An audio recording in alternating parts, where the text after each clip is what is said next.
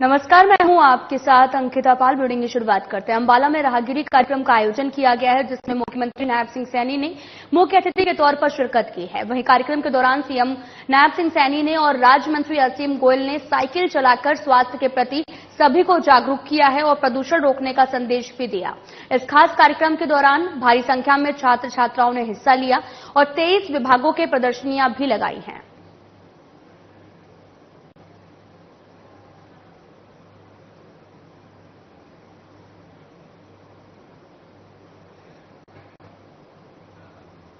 मैं बधाई देना चाहूंगा अंबाला के निवासियों को, हमारे यहाँ के लोकप्रिय विधायक हरियाणा सरकार असीम गोयल जी और हमारे पुलिस प्रशासन के अधिकारी और हमारे प्रशासनिक अधिकारी, पंचायत विभाग के अधिकारी और सभी विभागों ने जो अलग अलग, चाहे सेल्फ हेल्प ग्रुप है, चाहे हमारे युवा साथी हैं, उन्होंने भी अपनी प्रतिभा का लगभग 23 आइटमें ऐसी थी उनका यहां पर प्रदर्शन। हरियाणा के सीएम नायब सिंह सैनी ने राहगिरी कार्यक्रम में शिरकत की है, जिसको लेकर सीएम ने कहा कि राहगिरी जैसे कार्यक्रम लोगों में एकता और प्रेम की भावना को जागृत करने के साथ साथ युवाओं को मानसिक और साथ ही शारीरिक दृष्टि से हष्ट पुष्ट बनाने में भी कारगर होते हैं।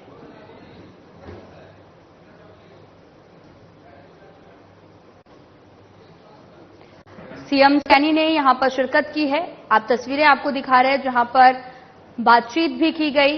दरअसल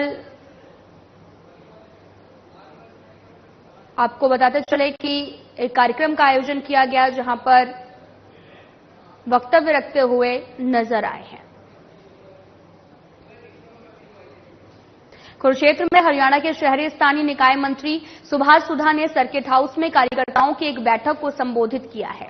उन्होंने कहा कि प्रदेश सरकार सरपंचों, पंचों की तर्ज पर नगर पार्षदों को भी तोहफा दे सकती है। पार्षदों की मुख्य मांगों को सीएम नायब सिंह सैनी के समक्ष रखा गया है। 25 जुलाई को 12 बजे हिसार में नगर निगम और साथ ही नगर परिषद और नगर पालिकाओं के पार्षद, वाइस चेयरमैन, चेयरमैन की प्रदेश स्तरीय बैठक रखी गई है।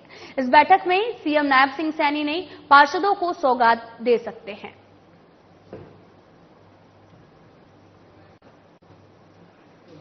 प्रदेश की निकाय जो हमारी क्या है, उनका हमें काम करने का मुझे मौका दिया है और मैं देखूंगा लोकल बॉडी मिनिस्टर के नाते बहुत सी चीजें देश के मुख्यमंत्री के समक्ष में लेके गया। इस प्रकार से गार्बेज चार्जिंग हमने 2025 तक के लिए गार्बेज चार्जिंग बिल्कुल फ्री कर दिए। किसी प्रकार का उसके अंदर कोई गार्बेज चार्जिंग नहीं लिया जाएगा। अब देखिए पूरे प्रदेश के अंदर सफाई व्यवस्था फ्री में होगी, ये हमारी सरकार की देन है। इसी के साथ साथ हाउस टैक्स के अंदर हमने 15% की छूट दे दी है। इसके साथ साथ ही मैं यह कहूंगा जो ओल्ड सिटी के अंदर डेवलपमेंट चार्ज लगते थे उनको भी हमने अभी फिलहाल जब तक उसकी पुरानी नहीं होती उसको हमने वेव कर दिया। चौधरी ने तोशाम के गांव खरकड़ी, राजपुरा, बापोड़ा और दिनोद में जनसंपर्क अभियान चलाया है। इस दौरान लोगों ने उन्हें पगड़ी पहनाई, फूल माला पहनाकर उनका भव्य स्वागत किया है। इस अवसर पर उन्होंने लोगों की जनसमस्याएं सुनी, अधिकारियों को तुरंत समाधान के निर्देश भी दिए हैं। लोग जैसे आप जानते हो कि यहाँ पे इस क्षेत्र में काम बहुत करे हैं और आगे भी लोगों को पता है कि क्षेत्र के लिए हमेशा खड़े रहे और गांव-गांव में काम किया है, हर वर्ग में काम किया। क्या माहौल लग रहा है? कांग्रेस के भी काफी नेता कल भी मीटिंग के दावा किया कि वो पूरे बहुमत से सरकार बनाएंगे, क्या लग रहा है? दावे तो उन्होंने सेंटर में भी करे थे, लेकिन तीसरी बार माननीय प्रधानमंत्री जी के नेतृत्व में ऐतिहासिक तीसरी बार जीत दर्ज करी। लोगों ने चुना फिर से बीजेपी को और मैं मानती हूं कि उसी तरीके से अभी भी भाजपा की सरकार है और लोग फिर से आशीर्वाद देंगे। ये देखिए, भारतीय जनता पार्टी की विस्तृत कार्य समिति की बैठकें हैं मंडल स्तर पर। हमने एक विधानसभा में 4 मंडल बनाए हैं और एक केंद्र में ऐसी एक बैठक हुई कि प्रदेश में पंचकुला में माननीय अमित शाह जी रहे उस बैठक में, कि जिले में हो या मंडल में हो रही। आने वाले समय में जो चुनाव है उसको तैयारियों को लेकर के और सब संगठनात्मक नियुक्तियों को इन सब चीजों को लेकर के बैठ के चल रही है। चुनाव की तैयारियां हैं, कार्यकर्ताओं में जबरदस्त उत्साह है। और यहाँ पर तो मैडम किरण चौधरी जी जब से बीजेपी में आई है तो शाम अध्यक्ष कृष्णनी, ये थोड़ी बंसीलाल जी, थोड़ी सुरेंद्र सिंह जी और मैडम किरण चौधरी जी यहाँ से विधायक रही है, मंत्री रही है। यहाँ के कार्यकर्ताओं में तो और भी ज्यादा उत्साह है। कार्यकर्ताओं के अंदर बहुत जबरदस्त उत्साह है, आप देख ही रहे हो। सारे लोग इस बात से उत्साहित हैं कि तीसरी बार जो है भाजपा की सरकार बनने जा रही है और धराले से जैसे पहले काम करा था उसी तरह से जो है मैं और श्रुति काम करें। कल कांग्रेस की चंडीगढ़ में मीटिंग थी, उन्होंने एक रूपरेखा बनाई है कि गांव में यात्रा और पद यात्रा निकालेंगे अगस्त में महीने में। क्या मान कर चल रहे, क्या असर पड़ेगा इसका? इनकी तो रूपरेखा ही बनती रहेगी। सच्चाई ये है कि वहां तो जूते चलेंगे, क्योंकि जो पांच जो प्रत्याशी बना रखे हैं, एमएलए बना रखे हैं, वो एक को ज्यादा अहमियत दे दी तो बाकी चार जो है वो जूते चलाएंगे। तो यही हाल होना है इनकी तरफ, हमेशा से होता है, कोई नई बात तो नहीं। फरीदाबाद के बल्लभगढ़ से आम आदमी पार्टी के नेता रविंद्र फौजदार के कार्यालय पर आम आदमी पार्टी के वरिष्ठ उपाध्यक्ष अनुराग ढांडा पहुंचे हैं। इस दौरान अनुराग ढांडा ने भी प्रेस कॉन्फ्रेंस की और कहा कि पूरे प्रदेश के अंदर आज के दिन आतंक का माहौल है, खुलेआम फायरिंग होती है, फिरौती मांगी जाती है, पुलिस सरेआम एनकाउंटर कर रही है। पूरे हरियाणा के अंदर भय का माहौल पैदा होने की कोशिश भी की जा रही है। उन्होंने आगे ये भी कहा कि विधानसभा के चुनाव में एक एक बूथ पर वो मजबूती से तैयारी कर रहे हैं। बदलाव जनसंवाद कार्यक्रम पूरे प्रदेश के अंदर चलाया जा रहा है, जिसमें एक एक गांव जाकर लोगों से उनके मुद्दों पर चर्चा करेंगे और आम आदमी पार्टी की नीति के बारे में उनको अवगत भी कराएंगे।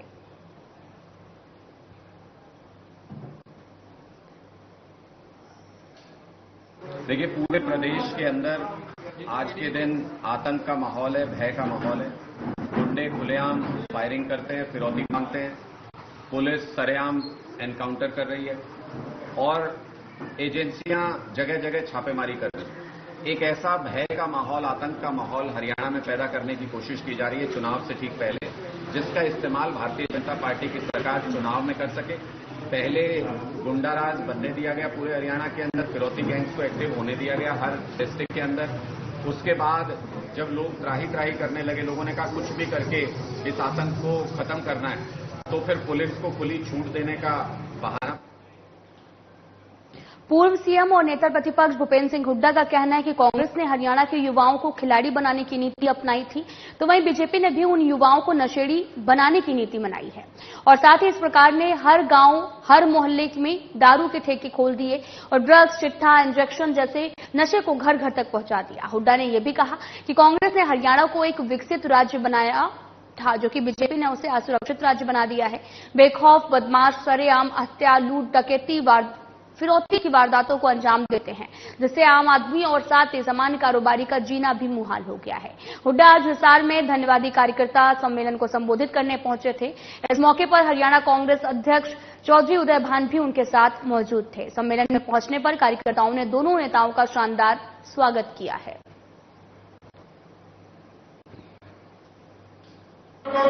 मुझे कहता था कि जयप्रकाश जी, सत्ता परिवर्तन करना है, ये समय सोने का नहीं है, ये समय लड़ने का है। आज आदमपुर के बाई इलेक्शन के बाद कांग्रेस पार्टी को जो 5 सीटें मिली हैं, उसका श्रेय आदरणीय चौधरी भूपेंद्र सिंह हुड्डा को जाता है। आज चौधरी भूपेंद्र सिंह हुड्डा की लीडरशिप को हरियाणा प्रदेश की जनता ने मान लिया है। मैं तो आज में एक ही बात कहूंगा, भाई विधानसभा के चुनाव होने हैं, धन्यवाद करने आऊंगा गांव गांव में। तो सारे हमारे हमारे अंदर क्या था, आज हम कहाँ हैं। आज हमारे आने का मतलब सबसे पहले तो ये लोकसभा चुनाव हुआ था, उसमें जो हिसाब के लोगों ने आप करके भाई जयप्रकाश जी को भारी लोगों से जो सरकार भेजा है, उसका धन्यवाद करने आया है।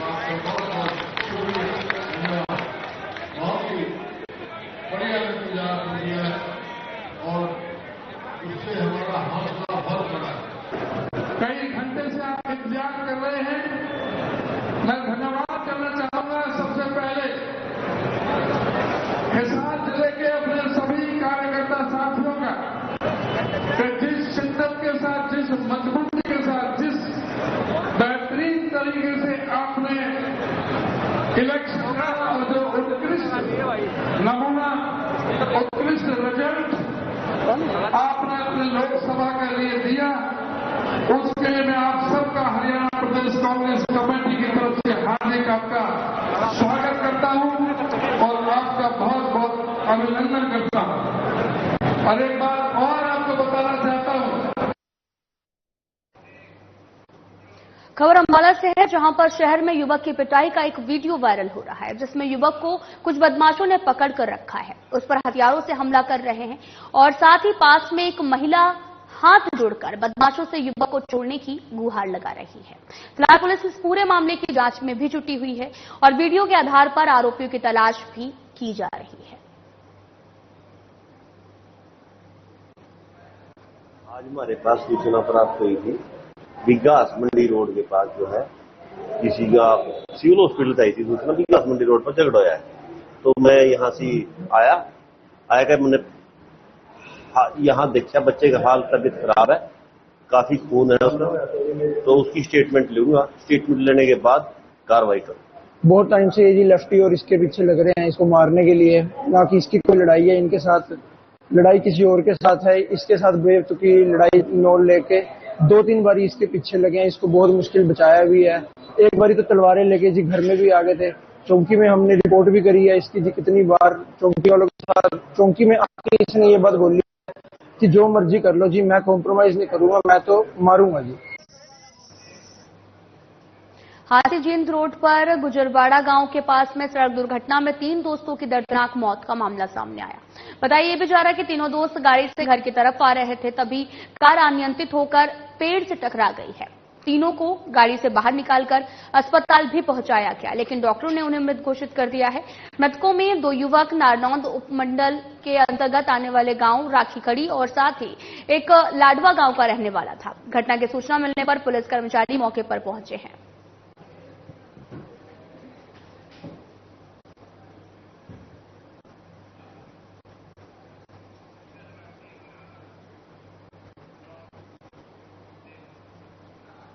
हैप्पी कार्ड योजना के तहत आज रादौर बस स्टैंड पर कार्ड वितरण के कार्यक्रम का शुभारंभ किया गया। इसका मौके पर आपको बताते चले कि पूर्व मंत्री करदेव कंबोज ने लाभार्थियों को कार्ड वितरित किए। इस योजना के तहत लाभार्थी हरियाणा रोडवेज की साधारण बसों में 1000 किलोमीटर तक मुफ्त में यात्रा कर सकते हैं। पूर्व मंत्री ने कहा कि प्रदेश सरकार द्वारा गरीब कल्याण के लिए अनेक योजनाएं चलाई जा रही हैं। रादौर में अब तक 600 लाभार्थियों को कार्ड वितरित किए जा चुके हैं। 3 से 4 हजार जो हैं कार्ड यहां पर वितरित किए गए। दरअसल आपको बताते चले कि हैप्पी कार्ड योजना जो है वो लगातार लोगों के लिए लाभ पहुंचा रही है, जहां पर यात्री जो हैं वो यात्री कर सकते हैं। तो बढ़ते हैं अगली खबर की तरफ। केंद्र और प्रदेश सरकार की ओर से जनता के लिए राहत की खबर भी सामने आई है। आपको बताते चले कि केंद्र और प्रदेश सरकार की ओर से ग्रीन हाईवे कट की मांग को मंजूरी मिल गई है और साथ ही लोग लंबे समय से ग्रीन हाईवे पर कट की मांग कर रहे थे, जिसे अब सैद्धांतिक मंजूरी मिल चुकी है। इस दौरान पथला से विधायक नैनपाल रावत ने भी कांग्रेस पर जमकर निशाना साधा। उन्होंने कहा कि कांग्रेस के कार्यकाल में किसानों की जमीनों को सेक्शन 4 और 6 लगाकर लिया जाता है, लेकिन बीजेपी सरकार में कोई ऐसा काम नहीं किया गया। देखिए, वैसे तो इलाके के लोग भी और मैं भी इलाके के हर बच्चा का, माता का, बहन का, बुजुर्ग का हर समय सम्मान करता हूं। और आज हमारे कुछ गांवों के सरपंच साहिबान आए हैं। अब सरपंचों को हमें लगता है कि सरकार की तरफ से बार बार जो है खुशियां दी जा रही हैं। 21 लाख की डिमांड, अब इनका एक टेबल खत्म करना और रह गया है। उस पर भी हमारी कोशिश है कि वो टेबल वाला मामला भी खत्म हो जाए। आज जो हमारे जो पृथला विधानसभा क्षेत्र के विधायक हैं माननीय नैनपाल रावत जी, उनका धन्यवाद करने के लिए यहाँ पे पहुंचे हैं। जो NH 19 पे देवली मांदगोल मोड़ पे जो अंडरपास जो अभी तक नहीं बना था, उसको हमारे माननीय विधायक जी नैनपाल रावत जी के सहयोग से, केंद्रीय मंत्री कृष्णपाल गुर्जर जी के सहयोग से वो विभाग की तौर पर उसकी कार्रवाई शुरू हो गई है और निश्चित तौर पे जल्दी वहां पे काम शुरू हो जाएगा। आज मेरे साथ में देवली गांव के सरपंच और ककईपुर गांव के सरपंच, बघोला गांव के सरपंच, अन्य गांवों की सिरदारी मौजूद सिरदारी भी, विधायक साहब का भी और केंद्रीय मंत्री कृष्णपाल गुर्जर जी का भी इस बात को लेकर हम धन्यवाद करते हैं। जी, विधायक जी का बहुत बहुत धन्यवाद है जी, केंद्रीय मंत्री जी का भी बहुत बहुत धन्यवाद है जी, और जनता का भी बहुत बहुत धन्यवाद है जो मौके पर पहुंच के उन्होंने हमारा साथ दिया और हमने आगे अपनी मांग करी और आज वो हमारी मांग पूरी हो गई है। क्या मांग है, कितना फायदा इससे होगा? मांग जी आम जनता की वो है, इसमें किसी का पर्सनल मांग तो कोई है नहीं है जी, बाकी सब जनता के लिए कहीं ना कहीं फायदा है इसमें। क्या मांगा है आपने? हमने जी मांगा था जी अंडरपास जो बघोला मोड़ पे है, मीरापुर भी लगता है इसमें, और इसकी मांग है। सोनीपत के भैरा बांकीपुर गांव के होने वाले सीएम नायब सिंह सैनी के कार्यक्रम की तैयारियों को लेकर बीजेपी प्रदेशाध्यक्ष और राय से विधायक मोहनलाल बड़ोरी के भाई माईराम कौशिक ने कार्यक्रम स्थल का दौरा किया। उन्होंने कार्यक्रम स्थल पर पहुंचकर सभी व्यवस्थाओं का निरीक्षण किया।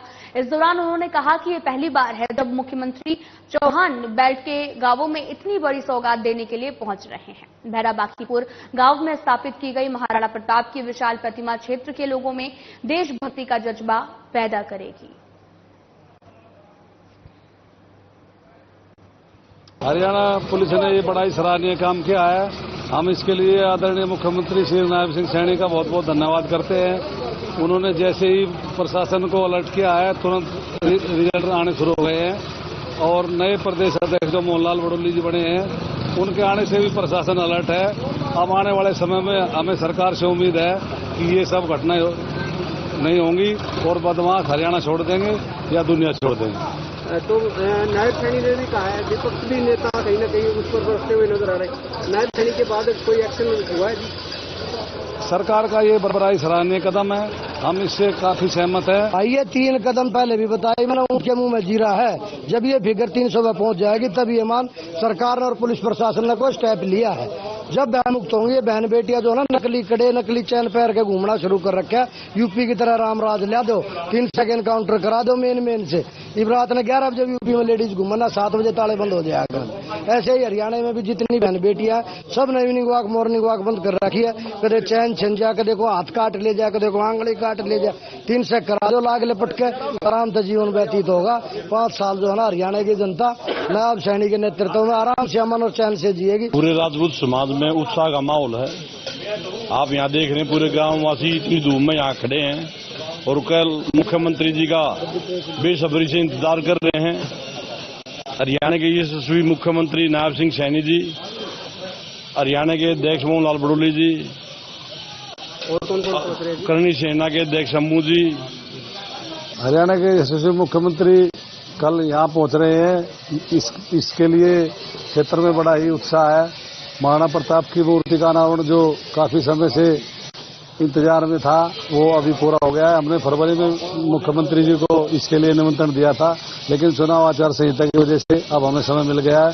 खादर बैठ में काफी उत्साह है, राजपूत समाज काफी उत्साहित है और मोहनलाल बड़ोली जी प्रदेश अध्यक्ष बने हैं, इसके लिए सारा समाज काफी उत्साहित है। कल आने वाले समय में उनका भारी जोश और उत्साह से। फिलहाल में इतना ही। नमस्कार।